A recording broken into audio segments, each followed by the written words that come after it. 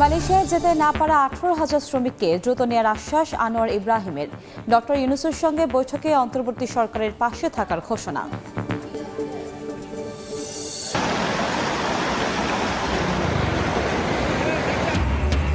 টানা বৃষ্টি ও পাহাড়ি ঢলে শেরপুরে বাঁধ ভেঙে ঢুকছে পানি। প্লাবিত গ্রামের পর গ্রাম। তিস্তা মহাপরিকল্পনায় চীনের অন্তর্ভুক্তি করার ইঙ্গিত পানি উন্নয়ন বোর্ডের। এবং স্থবিরতা কাটিয়ে গতি ফিরছে দেশের আমদানি রপ্তানি বাণিজ্যে। চট্টগ্রাম বন্দর দিয়ে বেড়েছে কন্টেইনার হ্যান্ডেলিং। জটিলতা কাটছে এলসি খোলায়।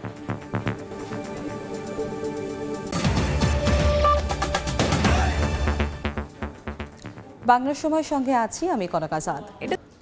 বাংলাদেশ ও মালয়েশিয়ার সম্পর্ক নতুন উচ্চতায় নিয়ে যেতে দুই দেশ রাজি হয়েছে বলে জানিয়েছেন প্রধান উপদেষ্টা ডক্টর মোহাম্মদ ইউনূস। ঢাকার সফররত মালয়েশিয়ার প্রধানমন্ত্রী আনোয়ার ইব্রাহিমের সঙ্গে বৈঠক শেষে যৌথ সংবাদ সম্মেলনে কথা জানান তিনি। কাজের অনুমতি পেয়েও মালয়েশিয়ায় যেতে না পারা 18,000 শ্রমিককে দ্রুত নেয়ার বিষয়ে বিবেচনার আশ্বাস দেন মালয়েশিয়ার প্রধানমন্ত্রী আনোয়ার ইব্রাহিম। প্রধান উপদেষ্টা জানান, রোহিঙ্গাদের বিষয়টি আসিয়ানে তুলে ধরতে মালয়েশিয়ার প্রধানমন্ত্রীকে আহ্বান জানানো হয়েছে। আনোয়ার ইব্রাহিম বিষয়টি সমাধানে আন্তর্জাতিক ফোরামে তুলে ধরার মাধ্যমে তা সমাধানে সহযোগিতার আশ্বাস দেন। এছাড়া দুই দেশের স্বার্থ সংশ্লিষ্ট শিক্ষা, কৃষি, ব্লু ইকোনমিক সহ নানা চুক্তি ও সমঝোতার পাশাপাশি দুদেশ একসঙ্গে কাজ করতে রাজি হয়েছে। এদিন দুপুরে একদিনের সফরে বাংলাদেশে আসেন মালয়েশিয়ার প্রধানমন্ত্রী। Leading to the second revolution in Bangladesh. I must acknowledge the support from you at the very Malaysia is going to be the next chair of ASEAN. We requested the Prime Minister to persuade Rohingya repatriation issue in ASEAN fora so that this protracted crisis is resolved at the soonest.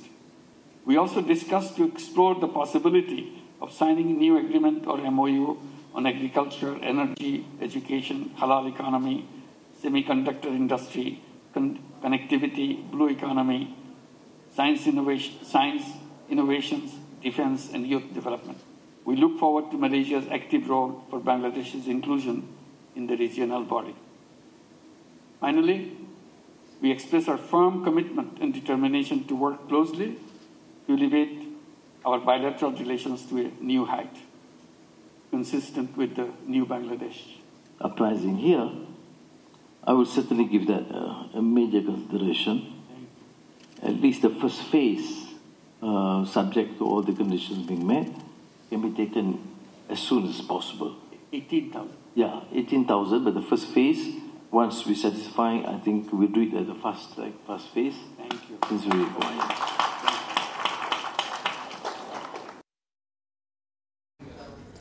মানুষের বুকে bullet ছোড়ার দুঃসাহস করবে এমন সরকার জনগণ দেখতে চায় না বলে মন্তব্য করেছেন জামায়াতে ইসলামীর আমির ডক্টর শফিকুর রহমান। সকালে গাজীপুরের রাজবাড়ী মাঠে ছাত্র আন্দোলনে নিহত শহীদ পরিবারের সদস্যদের সঙ্গে মতবিনিময় সভায় কথা বলেন তিনি। এ সময় জামায়াতের আমির বলেন, কোনো দুর্বৃত্তকে আদালতের চেয়ারে বসতে দেওয়া হবে না। বিচার বিভাগের স্বাধীনতা দাবি করেন তিনি। যারা বিগত সরকারের দোসর তারাই পোশাক শ্রমিকদের উস্কে দিয়ে রাস্তায় নামিয়ে দিয়েছে বলেও মন্তব্য করেন শফিকুর রহমান। সভার আগে শহীদ পরিবারের সদস্যদের সঙ্গে দেখা করেন এবং তাদের খোঁজ খবর নেন জামায়াতের আমির।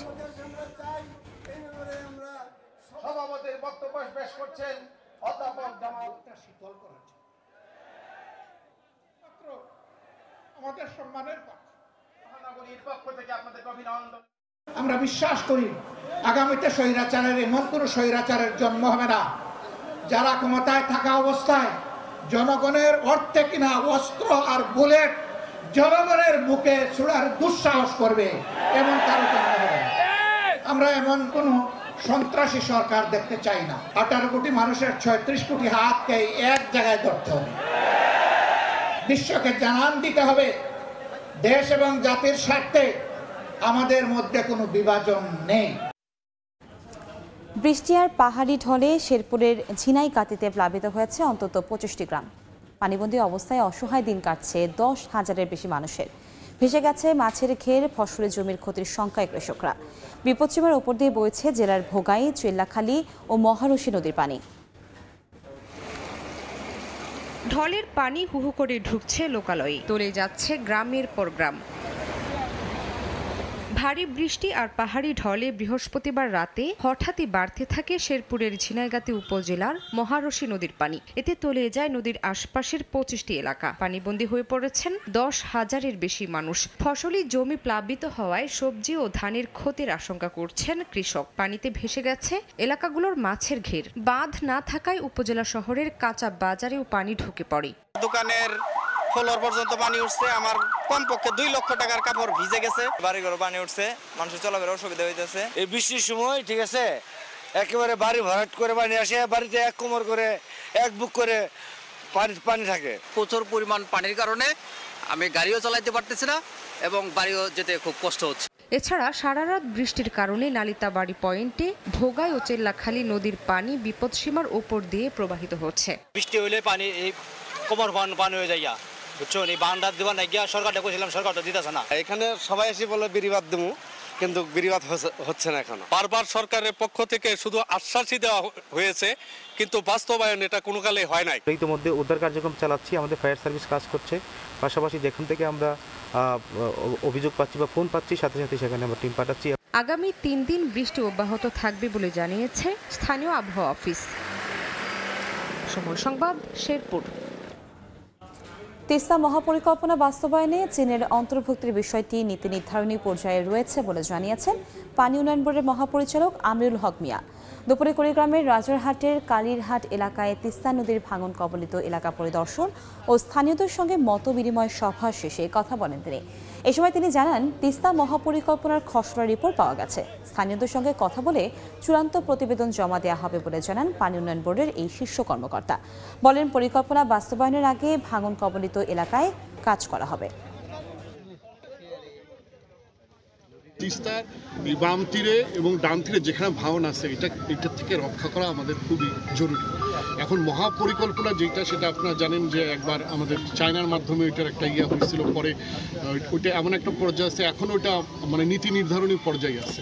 কিন্তু আমরা যেটা প্যারালাল করছি, আমরা নিজেরাই একটা স্টাডি করেছি, মানে বাংলাদেশ গভর্নমেন্টের নিজেদের, ওইটা তো চাইনিজ গভর্নমেন্টের একটা গিয়েছে। তো সেই হিসাবে তখন এই যে স্টাডিটা সেটা আমাদের কমপ্লিট হয়ে গেছে, ওইটার একটা ড্রাফট ফাইনাল রিপোর্ট আমরা পেয়েছি। পুরো পঞ্চবটি সড়ক আধুনিকরণ এখন দৃশ্যমান। 2242 কোটি 77 লাখ টাকার এই প্রকল্পের অগ্রগতি এখন 38%। প্রকৌশলীরা বলছেন, নানা চ্যালেঞ্জ থাকলেও নির্ধারিত সময়ের মধ্যেই দ্বিতল সড়ক চালু করে যানজট নিরসন সম্ভব হবে। নাসিরুদ্দিন উজ্জ্বলের রিপোর্ট, ছবি তুলেছেন আবু সাইদ। মুন্সিগঞ্জ জেলা শহরের সঙ্গে রাজধানীর সহজ যোগাযোগে পঞ্চবটি মুক্তারপুর সড়ক আধুনিকায়নে পঞ্চবটি মোড় থেকে 6 লেনে 310 মিটার করে ফতুল্লা ও নারায়ণগঞ্জ দুই দিকে প্রসারিত হচ্ছে। পঞ্চবটির এই ইন্টারসেকশন ছাড়াও কাশীপুর থেকে চরসৈয়দপুর পর্যন্ত 2 লেনে দোতলা। পুরনো সড়কটি আরও 2 লেনে প্রশস্ত হচ্ছে এই অংশে। শীতলক্ষা 3 সেতুর গোল চত্বর থেকে মুক্তারপুর সেতু পর্যন্ত 3.75 কিলোমিটার সড়ক সরাসরি 4 লেনের। সারি সারি খুঁটি দাঁড়িয়ে গেছে, উপরে বসেছে গার্ডার। দ্বিতল সড়ক তৈরিতে চলছে বিশাল কর্মযজ্ঞ। 1171টি পাইলের মধ্যে 871টি সম্পন্ন। 280 পিয়ার কলামের মধ্যে 161টি আর 270টি পিয়ার ক্যাপের 223টি সম্পন্ন এখন। এতে খুশি নির্মাণ কর্মী সহ স্থানীয়রা। এই রাস্তাঘাট কমপ্লিট হলে আমাদের গাড়ি ঘোড়াগুলো ভালোভাবে চলবে, জনগণের দুর্ভোগটা কম হবে। রিভার কেসগুলা ইনস্টল করি, ইনস্টল যখন ফিনিশ হয় তখন টিমি পাইপ নামাই। টিমি পাইপ নামানোর পর আমরা কংক্রিটিং করি। প্রথমে আমরা একটা রিভার কেস মেকিং করি, তারপর হচ্ছে ওটা এই বেডের উপরে ওঠানোর পর হচ্ছে ফর্মওয়ার্ক সেটিং করি। সেটিং করার পর আমাদের যে কনসালটেন্ট পার্ট আছে ওনারা চেক করে করার পর আমরা কাস্টিং করি। ফর্মওয়ার্কগুলো ইনস্টলেশন শেষে আমরা অ্যালাইনমেন্ট সব কিছু চেক দেবো অ্যাজ পার ড্রয়িং অনুযায়ী, আমাদের লেন্থ ওয়েট সব ঠিক আছে কিনা। এরপরে আমরা কাস্টিংয়ের প্রিপারেশন নিব। প্রকৌশলীরা বলছেন, নানা চ্যালেঞ্জ সত্ত্বেও নির্ধারিত সময়ের মধ্যেই কাজ শেষ করা সম্ভব হবে। চ্যালেঞ্জ আছে, সেটা হচ্ছে আন্ডারগ্রাউন্ড ইউটিলিটিস আইডেন্টিফিকেশন। এই চ্যালেঞ্জটা ওভারকাম হয়ে গেলে পরে তাহলে আমরা পাইলের রিডিজাইন এমনকি পাইল ক্যাপে রিডিজাইন করে আমরা প্রজেক্টটা দ্রুততম সময়ের মধ্যে আমরা শেষ করতে পারব। প্রায় 10.5 কিলোমিটার সড়কের প্রকল্প ব্যয় ধরা হয়েছে 2,242 কোটি 77 লাখ টাকা। এ প্রকল্পের কাজ শেষ করার সময়সীমা 2025 সালের 30 সেপ্টেম্বর পর্যন্ত। দ্বিতল সড়ক নির্মাণে খুঁটির উপর 200 গার্ডার বসে গেছে। এখন প্রস্তুতি চলছে বক্স স্ল্যাব স্থাপনের। কাজের অগ্রগতি 38%। নারায়ণগঞ্জের চর-শরীয়তপুর থেকে নাসির উদ্দিন উজ্জ্বল, সময় সংবাদ। ডলারের সরবরাহ বাড়তে থাকায় জুলাই আগস্টের স্থবিরতা কাটিয়ে গতি ফিরছে দেশের আমদানি রপ্তানি বাণিজ্যে। চট্টগ্রাম বন্দর দিয়ে চলতি অর্থ বছরের প্রথম 3 মাসে বাল্ক পণ্য আমদানি কিছুটা কমলেও বেড়েছে কন্টেইনার হ্যান্ডেলিং। এছাড়া রেমিটেন্স ও রিজার্ভ বাড়ায় এলসি খোলায় জটিলতা কাটতে শুরু করেছে। স্বাক্ষর টিপুর ক্যামেরায় বিস্তারিত জানাচ্ছেন কমল দে। চট্টগ্রাম বন্দরের সবশেষ তথ্য অনুযায়ী চলতি অর্থ বছরের প্রথম 3 মাসেই 8,26,528 টিউএস কন্টেনার হ্যান্ডেলিং হয়েছে, যা আগের বছরের এই সময়ের তুলনায় 36,697 টিউএস বেশি। রাজনৈতিক অস্থিরতায় জুলাই এবং আগস্টে স্থবিরতা থাকলেও সেপ্টেম্বর মাসে 2,83,000 কন্টেনার হ্যান্ডেলিং হয়েছে। তবে ডলার সংকটের কারণে আগের 2 মাসে এলসি খোলার জটিলতায় বাল্ক পণ্য যেমন আমদানি কম হয়েছে, তেমনি পণ্যবাহী জাহাজও এসেছে তুলনামূলক কম। গেল মাসে দুটি বেড়েছে। রাজনৈতিক অস্থিরতা এবং বন্যাজনিত কারণে আমদানিও কম হয়েছে, ডেলিভারিও কম হয়েছে। তবে এখন সেপ্টেম্বর থেকে সেটা একটু গতি পেয়েছে। আমরা আশা করছি আগামীতে এটা আরো বাড়বে। 38 ধরনের আমদানি পণ্যের পাশাপাশি রপ্তানি পণ্যের শতভাগ শুল্কায়ন এবং জাহাজীকরণ সম্পন্ন হয় বেসরকারি 21টি অফডকে। জুলাই, আগস্ট এবং সেপ্টেম্বর মাসে অফডকগুলিতে 5.6% হারে প্রবৃদ্ধি হিসেবে 2,01,870 টিউএস রপ্তানি এবং 5.1% প্রবৃদ্ধি হিসেবে 69,147 টিউএস আমদানি কন্টেনার হ্যান্ডেলিং হয়েছে। আমদানি এবং রপ্তানির দুটো ক্ষেত্রে আমরা প্রবৃদ্ধি দেখতে পাচ্ছি প্রতিকূল অবস্থার প্রেক্ষিতেও। সুতরাং আমরা মনে করি বছরের শেষ মাসগুলোতে এই প্রবৃদ্ধি বহাল থাকবে এবং আমরা বছর শেষে একটা ইনকারেজিং গ্রোথ দেখতে পাবো আমদানি এবং রপ্তানি উভয় ক্ষেত্রেই। ডলার সংকটের কারণে বিগত আওয়ামী লীগ সরকার আমদানির ক্ষেত্রে এলসি খোলায় ব্যাপক বিধিনিষেধ আরোপ করে। বর্তমানে প্রবাসীদের পাঠানো রেমিটেন্স এবং রিজার্ভের অবস্থান সুসংহত হয়, এলসি খোলার জটিলতাও কেটে যাচ্ছে। আমাদের ডলার ক্রাইসিসটাকে দূর করতে হবে এবং ইম্পোর্ট যারা এলসি করতে চায় তারা যেন স্বাভাবিকভাবে এলসি করতে পারে এবং সেই সাথে মিল ফ্যাক্টরি যেগুলো আছে তারা যেন স্বাভাবিকভাবে তারা চলতে পারে, তাদের ফ্যাক্টরি যেন চালু থাকে। 2023-24 অর্থ বছরে চট্টগ্রাম বন্দর 31,68,690 টিউএস কন্টেনার, 12,32,42,000 মেট্রিক টন কার্গো পণ্য হ্যান্ডেলিং করে। আর বন্দরে পণ্যবাহী জাহাজ এসেছিল 3,971টি। রাজনৈতিক অস্থিরতা কিংবা ভয়াবহ বন্যার কারণে দেশের আমদানি রপ্তানি বাণিজ্য সংকটে পড়ছে তা কিন্তু নয়। তার সাথে যুক্ত হচ্ছে বিশ্বমন্দা, দেশের বাজারে ডলার সংকট। তবে সাম্প্রতিক সময়ে ডলার সংকট কাটতে শুরু করেছে, খুলছে পণ্য আমদানির এলসি, আর এর ফলে গতি ফিরছে দেশের আমদানি রপ্তানি বাণিজ্যে। চট্টগ্রাম বন্দর থেকে কমল দে, সময় সংবাদ। সাপ্তাহিক ছুটির দিনে মুন্সিগঞ্জ ও সাভারের বাজারে ঊর্ধ্বমুখী প্রায় সব ধরনের নিত্যপণ্যের দাম। প্রকারভেদে সবজিতে দর বেড়েছে কেজি প্রতি 10 থেকে 15 টাকা পর্যন্ত। সরু চাল কেজিতে বেড়েছে 2 থেকে 3 টাকা, আর প্রতি লিটার সয়াবিন বেড়েছে 10 টাকা পর্যন্ত। বাড়তি দরে পণ্য কিনতে হিমশিম অবস্থা ক্রেতাদের। সাপ্তাহিক ছুটির দিনে ক্রেতা বিক্রেতার হাক ডাকে সরগরম মুন্সিগঞ্জের বাজার। সপ্তাহের ব্যবধানে বাজারে প্রায় প্রতিটি সবজিতে দাম বেড়েছে 10 থেকে 15 টাকা পর্যন্ত। 10 টাকা বেড়ে আলু বিক্রি হচ্ছে 60 টাকা কেজিতে। এছাড়া বেগুন 60, শসা 55 এবং কাঁচামরিচ বিক্রি হচ্ছে 200 টাকা কেজি দরে। পেঁয়াজ বিক্রি হচ্ছে 100 টাকা কেজিতে, আদা 250 ও রসুন 240 টাকা। এদিকে সরবরাহ ঠিক থাকলেও মাছের বাজারও ঊর্ধ্বমুখী। বড় ইলিশ বিক্রি হচ্ছে 1800 টাকা কেজি দরে, আর 1 কেজি ওজনের ইলিশের দাম হাঁকা হচ্ছে 1600 টাকা। করলা, বেগুন সব 80 টাকা 70 টাকার নিচে কিনতে পারি না। তরকারির দাম তো কিছু কমই না, সব কিছুর ভিত্তিতে বাড়তি। ইলিশ মাছ এবছর কিনতে পারি না আমরা, ইলিশ মাছ আকার ছোঁয়া। এদিকে সাভারের বাজারগুলোতে চাল, তেল ও ডিমের দাম বেড়েছে। সরু চাল কেজি প্রতি 2 থেকে 3 টাকা এবং সয়াবিন তেল আগের চেয়ে প্রতি লিটার 10 টাকা বেশিতে বিক্রি হচ্ছে। এছাড়া মসুর ডালের কেজি প্রতি দর 110 থেকে 120 টাকা। প্রতি কেজি চিনি বিক্রি হচ্ছে 125 থেকে 135 টাকায়। নিত্যপণ্যের এমন ঊর্ধ্বমুখী দামে ক্ষুব্ধ সাধারণ ক্রেতারা। গত 1 মাস যাবৎ তেলের দামটা একটু বৃদ্ধি পেয়েছে এবং লাস্ট কয়েকদিন যাবৎ চালের বাজারটা একটু বৃদ্ধি পেয়েছে। এছাড়া ডাল সহ অন্যান্য জিনিস যেগুলো আছে এগুলো কেজি প্রতি 2-3 টাকা কমছে। বাজার নিয়ন্ত্রণে নিয়মিত মনিটরিং এর দাবি জানিয়েছেন ভোক্তারা। সর্দার মোহাম্মদ আরিফ, সময় সংবাদ। খাগড়াছড়িতে শিক্ষক সোহেল রানাকে পিটিয়ে হত্যা ও পরিবহন শ্রমিক মামুন খুনের ঘটনায় জড়িতদের বিচারের দাবি জানিয়েছে বৈষম্য বিরোধী পার্বত্য চট্টগ্রাম ঐক্য পরিষদ। সকালে চট্টগ্রাম নগরীর প্রেস ক্লাবের সামনে মানববন্ধন ও প্রতিবাদ সমাবেশ করে সংগঠনটি। এ সময় পাহাড়ি ও বাঙালিদের সমান অধিকার নিশ্চিতের আহ্বান জানান বক্তারা। দাবি জানান 3 পার্বত্য জেলা নিরাপত্তা জোরদারের। যারা পাহাড়কে অসাধ্য করার চেষ্টা করছে তাদের আইনের আওতায় আনতে সরকারের হস্তক্ষেপ কামনা করেন তারা।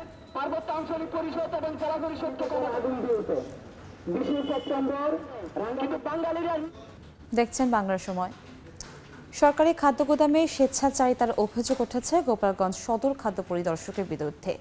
কৃষকের অভিযোগ, টাকার ভাগ না দিলে তাদের কাছ থেকে কেনা হয় না ধান। এমনকি গত 15 আগস্টের অনুষ্ঠানে খাদ্য গুদাম থেকে 3 মেট্রিক টন চাল দিয়েছেন জেলা আওয়ামী লীগ সভাপতিকে। অবশ্য এ নিয়ে দায়সারা বক্তব্য খাদ্য বিভাগের। এই যে মানিকের ছবিতে জয়ন্ত শিরালির রিপোর্ট। সরকারিভাবে খাদ্যশস্য সংগ্রহ অভিযানে সরাসরি কৃষকের কাছ থেকে কেনা হয় ধান। অভিযোগ উঠেছে গোপালগঞ্জ সদর উপজেলায় অর্থ না দিলে কেনা হয় না ধান। কৃষকরা জানান সদর উপজেলার খাদ্য পরিদর্শক ও খাদ্য গুদামের ভারপ্রাপ্ত কর্মকর্তা প্রবীর কুমার কীর্তনিয়া প্রত্যেক কৃষকের কাছ থেকে টাকা নেন। টাকা না দিলে তাদের ফিরিয়ে দেওয়া হয়। এ কারণে অনেকেই খাদ্য গুদামে ধান বিক্রি না করে স্থানীয় বাজারে বিক্রি করছেন। টাকা ঘুষ না দিলে ধান নেব না, এই কথা কয়। তারপর সে ধান নেয় নাই, সে ধান নিয়ে বাড়ি পরে সস্তা বেশি দিয়েছে। ধান নেয় না, ঘুষ চায়। 5,000 টাকা দিয়েছে, সে ধান নেছে। ও সিলেসডি নাম করে একটা অফিসার।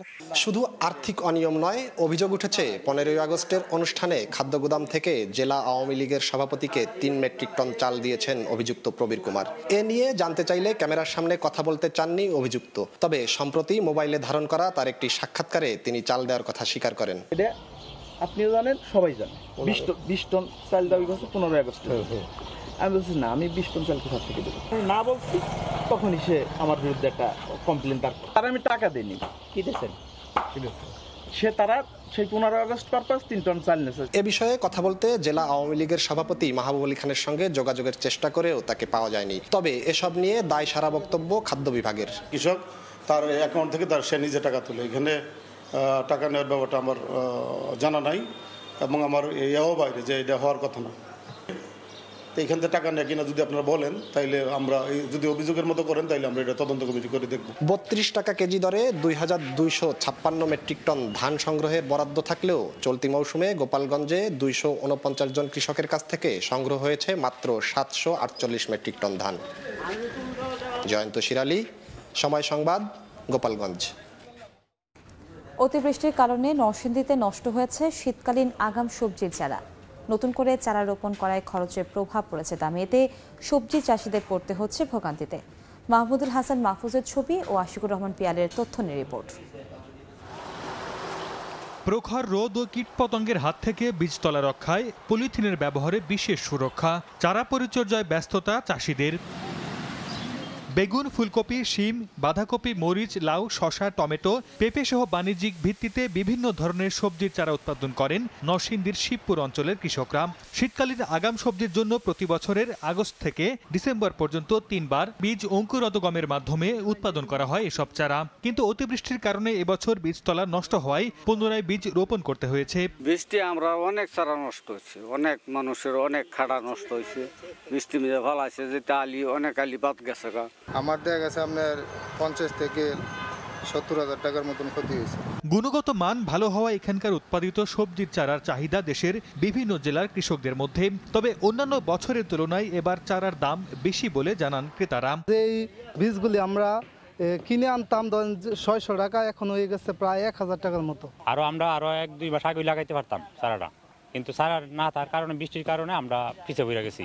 এদিকে ক্ষতি পুষিয়ে ভালো মানের চারা উৎপাদনে কৃষকদের প্রয়োজনীয় পরামর্শ দিয়ে যাচ্ছে কৃষি বিভাগ। বীজ তলা ফেলার আগেই তাদের যে বীজগুলো সেগুলো অঙ্কুরোদ্গম হবে কিনা সেগুলো কিন্তু পরীক্ষার জন্য আমরা তাদেরকে পরামর্শ দিই এবং সেই অনুযায়ী তারা কিন্তু বীজতলা ফেলে যায়। চলতি বছর জেলায় 10,450 হেক্টর জমিতে শাকসবজির আবাদের লক্ষ্যমাত্রা নির্ধারণ করেছে কৃষি বিভাগ।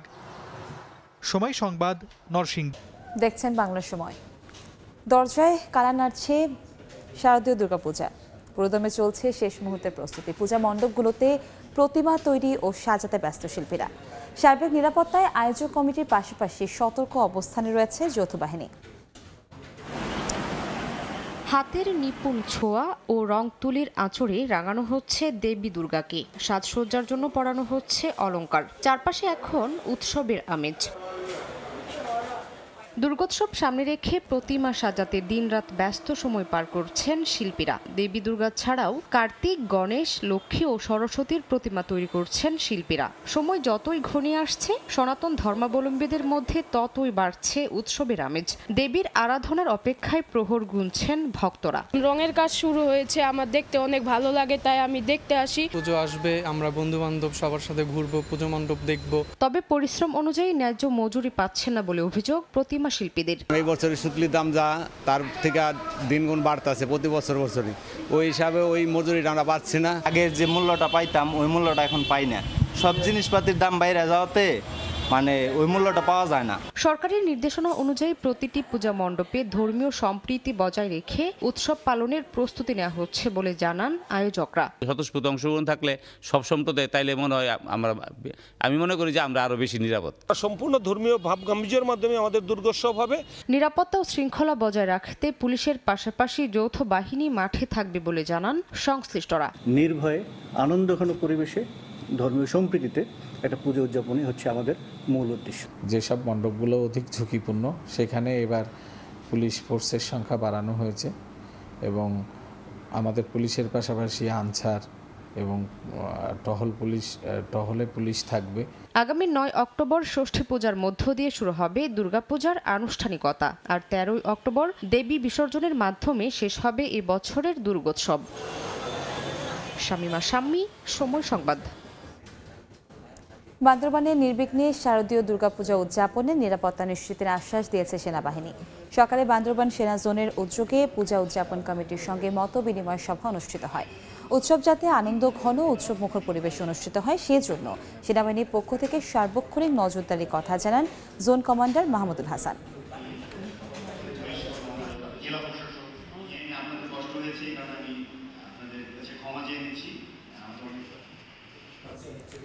বাংলার সময় শীর্ষ সংবাদগুলো জানিয়ে দিচ্ছে আরেকবার। মালয়েশিয়ায় যেতে না পারা 18,000 শ্রমিককে দ্রুত নেওয়ার আশ্বাস আনোয়ার ইব্রাহিমের। ডক্টর ইউনূসের সঙ্গে বৈঠকে অন্তর্বর্তী সরকারের পাশে থাকার ঘোষণা।